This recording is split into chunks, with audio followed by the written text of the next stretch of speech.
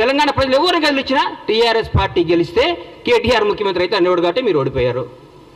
మీరు TRS party గెలిస్తే కేటీఆర్ ముఖ్యమంత్రి అయితే మాన్సింగ్ గారు సాక్షాత్తు భారత ప్రధాని నరేంద్ర మోడీ గారే చెప్పిన అందరికి వచ్చి మీ నాన్నగారు మిమ్మల్ని ముఖ్యమంత్రి చేస్తాను అడిగిందని. ఎలక్షన్ మనకు గెలిచుంటే మిమ్మల్ని ముఖ్యమంత్రి చేసేవాడు కాబట్టి జనాన్ని మిమ్మల్ని తిరస్కరించారు. మాకు రేవంత్ రెడ్డి గారు ముఖ్యమంత్రి అవుతాడని ఆయన పీసీసీ పగ్గాలు చేపట్టినప్పుడే ఆయన చేసుకున్న పోరాట పత్రం చేస్తున్నాడే ఆయన అధిక ఎలక్షన్ పోయినప్పుడు మాకు రేవంత్ రెడ్డి గారు ముఖ్యమంత్రి అవుతాడు తెలంగాణ ప్రజలందరికీ క్లారిటీ ఉంది. మీరు దయచేసి చెప్తున్నా, మీకు దయచేసి చెప్తున్నా, ఇకనన్నా మీరు మీ వాస్తవాలు తెలుసుకోండి. మీరు తీసేసిన తహసీల్దారు, మీరు రిటైర్డ్ అయిపోయారు, మీరు రాజకీయంగా పనికిరారు, మీరు రాజకీయంగా వేస్ట్. మీరు మన అసెంబ్లీలో కూడా మీరు కామ్గా కూర్చుంటే హరీష్ రావు గారు మాట్లాడారు, మా వాళ్ళు సమాధానం చెప్పారు. మీరు దేనికి పనికిరారు, మీరు అమెరికాలో ఇల్లు కొనుక్కోవడానికి వెళ్ళొచ్చారు, మంచిగా సెటిల్ అవ్వండి, బాగుండండి. మీరు చేసిన తప్పులంటికి ఆన్సర్ ఇవ్వండి. తప్పులు చేస్తే చట్టం తన పని తను చేసుకోబోతుంది. మీ దగ్గర పనిచేసిన వాళ్ళే వచ్చి అప్రూవల్గా మారి బాబు మాకేం సంబంధం లేదు, కేటీఆర్ గారు చేయమంటే మేము తప్పులు చేసాం, మాకేం సంబంధం లేదని చెప్తున్నారు. అందరినీ లెక్కలతో తీసి మీ అందరికీ అప్పచెప్తాడు. ఇది తెలంగాణ ప్రజల సొమ్ము, ఇది తెలంగాణ ప్రజల ఆస్తి. దీన్ని ఎవరు దోసుకున్నా ఊరుకోరు, ఎవరు దోసుకున్నా ఒప్పుకోరు. చట్టం తన పని తను చేసుకోబోతుంది. దయచేసి మీ అందరికీ చెప్పేది ఏంటంటే కేటీఆర్ గారు దయచేసి మా ప్రభుత్వం చేస్తున్న పనులు మెచ్చుకోండి. మీరు మెచ్చుకోకపోయినా చూసి ఆనందించండి. అయ్యో మేము ఎందుకు చేయలేదు ఆయన అనండి. మీరు గ్యారెంటీలు చేయలేరు అన్నారు, చేశారు కదా. 2 గ్యారెంటీలు అయిపోయినాయి, వచ్చి 2 రోజులు 2 గ్యారెంటీలు అయిపోయి 4 అయిపోయినాయి. ఆ 2 గ్యారెంటీలు కూడా చేస్తారు. 2 రోజులు, 1 వారంలో నెలలోనూ చేసేస్తారు. ఇచ్చిన ప్రతి హామీని నిలబెట్టుకునే ప్రభుత్వం కాంగ్రెస్ ప్రభుత్వం.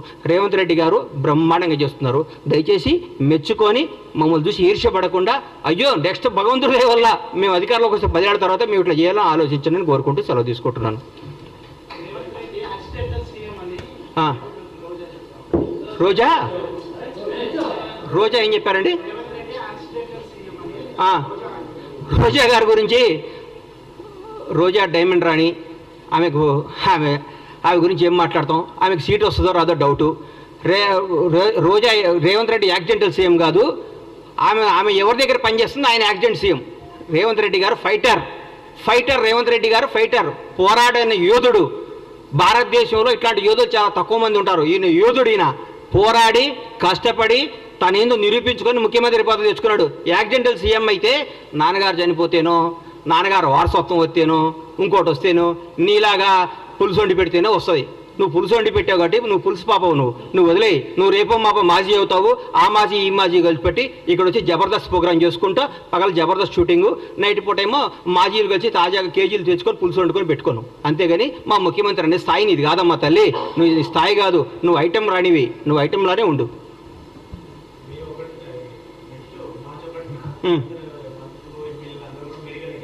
ఎందుకు? మేము పగలగొట్టిన మేడిగేట్ ఎట్లా చూసుకోవడానిక, మేము దోసుకున్న మేడిగేట్ ఎట్లా ఉందో చూసుకోవడానిక, మేము బీటీలు బారిపోయిన మేడిగడ్డను చూసుకోవడానిక, అన్యాయం చేసిన కాళేశ్వరం చూసుకోవడానిక, అక్రమాలు చేసిన కాళేశ్వరంలో ఏమేమి తప్పులు ఎట్లా వస్తాయో దీనికి ఎట్లా ఆన్సర్ ఇవ్వాలని వాళ్ళ ఎమ్మెల్యేలని వాళ్ళందరినీ తీసుకొని చూపించడానిక. పగిలిపోయింది కదా, పగిలిపోయిందా? మేము పగలగొట్టామా? మా ముఖ్యమంత్రి గారు, మా ఎమ్మెల్యేలు, మా మంత్రులపై పగలగొట్టి మీరు చూపించామా? మీరు కొట్టిన దాంట్లో పగిలిపోయింది, తప్పు ఒప్పుకోండి, దీన్ని బాగు చేయండి రా మా ప్రభుని ముఖ్యమంత్రి గారిని కోరుకోండి. దాన్ని ఎట్లా రిపేర్ చేయాలో, దాన్ని ఎట్లా ఓవర్కమ్ కావాలో, దాని ప్రజలకు ఎట్లా న్యాయం చేయాలో ఆలోచిస్తున్నాం. కానీ మీరు మేడిగడ్డ చూస్తేంది, పగిలిన మేడిగడ్డ అతుక్కుంటుందా? ఎట్లా ఎందుకు? చూడండి, తప్పేముంది? మొన్నే రమ్మన్నారుగా ముఖ్యమంత్రి గారు మిమ్మల్ని అందరినీ ప్రతి ఒక్కరిని ఆహ్వానించారు కదా. ఆ రోజు తప్పించుకొని ఈ రోజు వస్తా అంటే మీరు ఎప్పుడైనా రండి. ఎవరిని? సీఎం గారు రాష్ట్రానికి ముఖ్యమంత్రి, బీఆర్ఎస్ పార్టీలో ఆయన ఎంప్లాయ్ కాదు. బీఆర్ఎస్ వాళ్ళు ఈయన చెప్పినప్పుడు వాళ్ళు రావాలి. చెప్పండి, రోజు ముఖ్యమంత్రి గారు టైం తీసుకోండి, ముఖ్యమంత్రి గారు వాళ్ళు తీసుకుని పోతారు, మళ్ళీ చూపిస్తారు. మా ప్రజాప్రతినిధులు అందరూ మా ముఖ్యమంత్రి గారి నేతృత్వంలో అందరినీ తీసుకుని పోతారు. మీరు టైం చెప్పేందుకు రారు. మార్చి 1వ తారీఖు పని ఉందని చెప్తాం కాదు కదా. ఒకరోజు టైం పెట్టుకోండి, ముఖ్యమంత్రి గారిని రండి, సార్ మేమేం తప్పు చేసాం చూపించమనండి. ఆయన పక్కాగా తీసుకుపోయి మీ అన్ని సమస్యలు చూపిస్తాడు మీకు ఆయన. థ్యాంక్ యూ అన్న.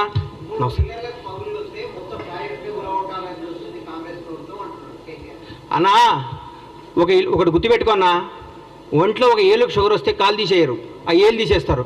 ప్రాజెక్ట్ ఏం కూలగొట్టాలని చూడలేదు, దాన్ని రిపేర్ చేస్తే ఆ ఏళ్ళు తీసేస్తే పెరగకుండా చూస్తున్నారు. ఆ 3 పిల్లలతో బాగవుతుందని, 3 పిల్లలు బాగు చేస్తే బాగవుతున్నాను రాసిమనండి. రేపొద్దున పెద్ద విపత్తు వస్తే కూడా మాదే బాధ్యతను రాసిమనండి. ఒకవేళ పొరపాటు మేడిగడ్డ పగిలిపోతే, మేడిగడ్డ పడిపోయి కొట్టుకోపోతే బీఆర్ఎస్ ప్రభుత్వం బాధ్యతను రాసిమని చెప్పండి. వాళ్ళు చెప్పినట్టు చేస్తారు. రేపొద్దున లక్షల కోట్ల జనం, వేల మంది ప్రాణాలు, కొన్ని కోట్ల ఆస్తులకు రెస్పాన్సిబిలిటీ ఎవరు? రాజ్యాంగం. ఎవరు రెస్పాన్సిబిలిటీ? ప్రభుత్వ రెస్పాన్సిబిలిటీ. ఏది మంచో ఏది న్యాయమో అది చూస్తారు. మొత్తం పగిలిపోతే పనికి రానప్పుడు తీసేకేం చేస్తాం సార్? పనికి రానప్పుడు తీసేకి ఏం చేస్తారు? పనికి వస్తే పడగొట్టడానికి పిచ్చోళ్ళ ఇల్లు. పడిగి వస్తే ఇంతమందికి ఉపయోగపడేది ఉంటే ఎందుకు పడగొడతారు దాన్ని? మీరు తప్పు చేస్తున్నారు. మీరు 3 పిల్లర్లు వస్తే మనిషిలో 3 పిల్లర్లు వస్తే దాని రేపు 3 పిల్లలు 30 పిల్లర్లు కాకుండా దీన్ని అరికట్టాలి. లేకుంటే 3 పిల్లలు రిపేర్ అయితే కథ ఉందంటే బాగొద్దు వాళ్ళు రాసిమనండి. ఈ మేడిగడ్డ ఈ కాళేశ్వరం వల్ల ఏ నష్టం వచ్చినా ఏ విపత్తు వచ్చినా ఏదైనా బాధ్యత మాది అని రాసిమనండి. దాని ప్రకారం పోదాం. రేపైనా పొరపాటు జరగడం జరిగితే కొన్ని వేల ప్రాణాలు లక్షల ప్రాణాలు పోతాయి, కొన్ని కోట్ల ఆస్తులు అన్యాయం అయిపోతాయి. ఎవరు దానికి రెస్పాన్సిబిలిటీ? నువ్వా కేటీఆర్ రెస్పాన్సిబిలిటీ?